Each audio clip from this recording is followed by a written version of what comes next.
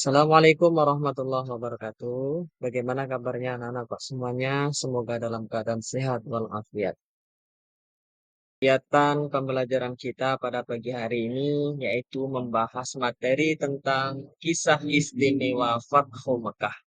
Sebelum kita lanjutkan membahas materi terlebih dahulu, mari sama-sama kita lihat tujuan pembelajaran kita.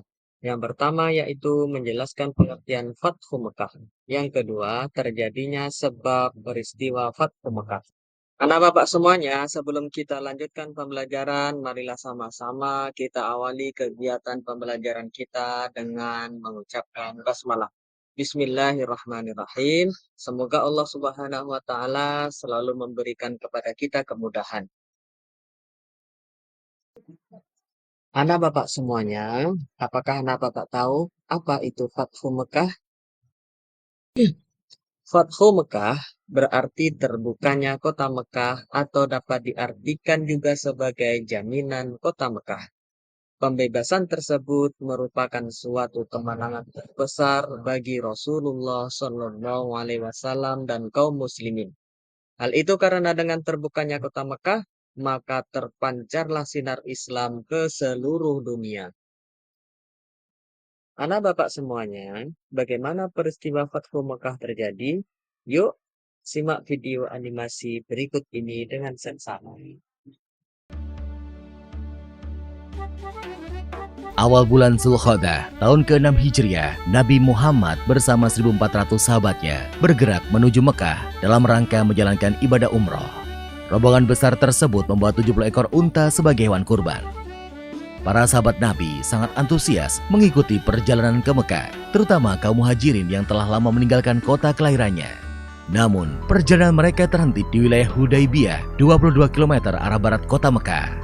Di Hudaybiyah, beberapa orang Quraisy bertanya tentang keperluan rombongan Nabi datang ke Mekah. Utusan Nabi Muhammad menjelaskan bahwa kedatangan mereka bukan dalam rangka penyerbuan, tetapi untuk menjalankan ibadah umroh, menyembelih kurban, dan setelah itu kembali ke Madinah. Namun, orang-orang Quraisy tetap bersikeras menolak kedatangan Nabi Muhammad dan para sahabatnya. Melihat penolakan orang-orang Quraisy, Nabi Muhammad mengutus Utsman bin Affan menemui para pemimpin Mekah dan menjelaskan tujuan kedatangan mereka. Utsman bin Affan diperlakukan dengan baik oleh para pemimpin Mekah. Bahkan, para pemimpin Mekah mengizinkan Utsman untuk melakukan tawaf di Ka'bah. Tapi tanpa Nabi Muhammad dan para sahabatnya, Utsman menolak tawaran tersebut.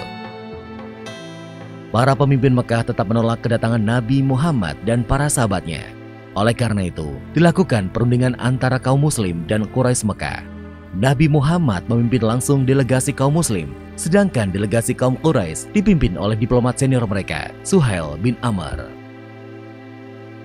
Perundingan yang berjalan alot tersebut akhirnya menghasilkan beberapa kesepakatan yang isinya: pertama, gencatan senjata antara kaum muslim dan Quraisy Mekah selama 10 tahun. Tidak akan ada tindakan buruk maupun permusuhan dari kedua belah pihak. Kedua, jika ada yang datang kepada Muhammad tanpa izin keluarganya, maka dia harus dikembalikan. Dan jika ada muslim yang datang kepada kaum Quraisy, maka dia tidak akan dikembalikan. Ketiga, dibebaskan kepada seluruh klan yang ada di Arab untuk menjalin kerjasama kepada kaum muslim maupun kaum Quraisy. Keempat, pada tahun tersebut rombongan kaum muslim belum diperbolehkan memasuki Mekah. Pada tahun berikutnya, kaum muslim baru diizinkan masuk Mekah selama 3 hari dan hanya boleh bersenjatakan pedang tanpa diunus. Kelima, perjanjian antara kaum muslim dan Quraisy Mekah didasari ketulusan dan kesediaan untuk melaksanakannya tanpa penipuan dan penyelewengan. Kesepakatan yang dikenal sebagai perjanjian Hudaybiyah tersebut dibuat rangkap 2, masing-masing untuk kaum muslim dan kaum Quraisy Mekah. Isi perjanjian yang dianggap merugikan pihak muslim itu membuat para sahabat keberatan. Namun, Nabi Muhammad berhasil meyakinkan para sahabatnya bahwa perjanjian tersebut sebenarnya sangat menguntungkan kaum muslimin. Setelah sekitar 20 hari berada di Hudaybiyah, Nabi Muhammad dan para sahabatnya kembali ke Madinah. Dalam perkembangannya, seperti yang tercantum dalam isi perjanjian, 2 suku yang saling berperang, yaitu suku Khuza'ah dan suku Bakr, menjatuhkan pilihan mereka. Suku Khuza'ah bergabung ke kaum muslim, sedangkan suku Bakr bergabung ke Quraisy. Mengikuti isi perjanjian Hudaybiyah, suku Khuza'ah dan suku Bakr juga melakukan gencatan senjata. Meskipun sepintas perjanjian Hudaibiyah merugikan kaum muslim, namun secara diplomasi, Nabi Muhammad meraih kemenangan politik melalui perjanjian tersebut. Kaum muslim diakui eksistensinya dan Islam diakui sebagai agama resmi di Jazirah Arab. Selain itu, kaum Quraisy Mekah juga mengakui Madinah sebagai sebuah negara. Perjanjian Hudaibiyah ternyata tidak berjalan sebagaimana mestinya. Ketika pihak Quraisy melakukan pelanggaran, suku Bakar melakukan penyergapan terhadap suku Khuza'ah di sebuah oasis. Penyergapan tersebut dibantu oleh Quraisy Mekah. Pelanggaran perjanjian Hudaibiyah membuat Nabi Muhammad dan para sahabatnya mengambil keputusan penting menyerbu Mekah. Sedangkan di Mekah, para pemimpin Quraisy yang menyadari pihaknya telah melakukan pelanggaran mengirim Abu Sufyan ke Madinah untuk melakukan diplomasi. Di Madinah, Abu Sufyan menemui Nabi Muhammad dan memberikan penjelasan panjang lebar. Namun, Nabi Muhammad tidak menghiraukan Abu Sufyan. Selain bertemu Nabi Muhammad, Abu Sufyan sempat menemui Abu Bakar, Umar bin Khattab, dan Ali bin Abi Thalib. Namun, tetap saja Abu Sufyan gagal menemukan jalan keluar. Didera putus asa, Abu Sufyan pun kembali ke Mekah. Setelah bertahun-tahun, jumlah pengikut Nabi Muhammad semakin besar. Kali ini, 10.000 pasukan muslim dengan persenjataan lengkap telah bersiap menuju Mekah.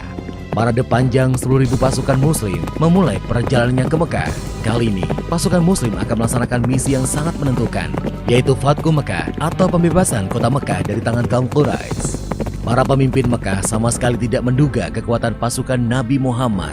Nabi Muhammad membagi 3 pasukannya melewati jalan yang berbeda, sehingga musuh tidak bisa memperkirakan dengan tepat jumlah pasukan muslim. Ketika pasukan muslim memasuki Mekah, kaum Quraisy hanya bisa pasrah karena tidak mungkin melawan kekuatan sebesar itu. Abu Sufyan dan para pemimpin Mekah lainnya menyerah kepada Nabi Muhammad. Setelah menguasai Mekah tanpa pertumpahan darah, Nabi Muhammad mengambil keputusan yang tidak terduga dan tidak sesuai dengan tradisi bangsa Arab. Nabi Muhammad memerintahkan para pemimpin pasukannya mengucapkan Al-Yaum, Yaum Al-Marhamah, yang artinya adalah hari ini hari kasih sayang. Nabi Muhammad mengampuni semua penduduk Mekah dan melarang pasukannya melakukan pertumpahan darah.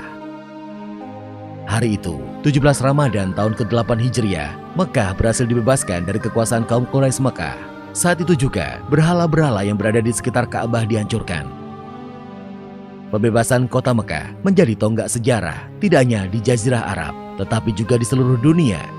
Nabi Muhammad tampil sebagai pemimpin yang memberikan contoh bagaimana sebuah penaklukan pusat kekuasaan musuh tanpa pertumpahan darah, sekaligus tanpa pembalasan dendam. Dalam tradisi Arab, pihak yang kalah akan menunggu giliran untuk dieksekusi. Namun, Nabi Muhammad menghapus tradisi tersebut. Pihak yang kalah telah diampuni.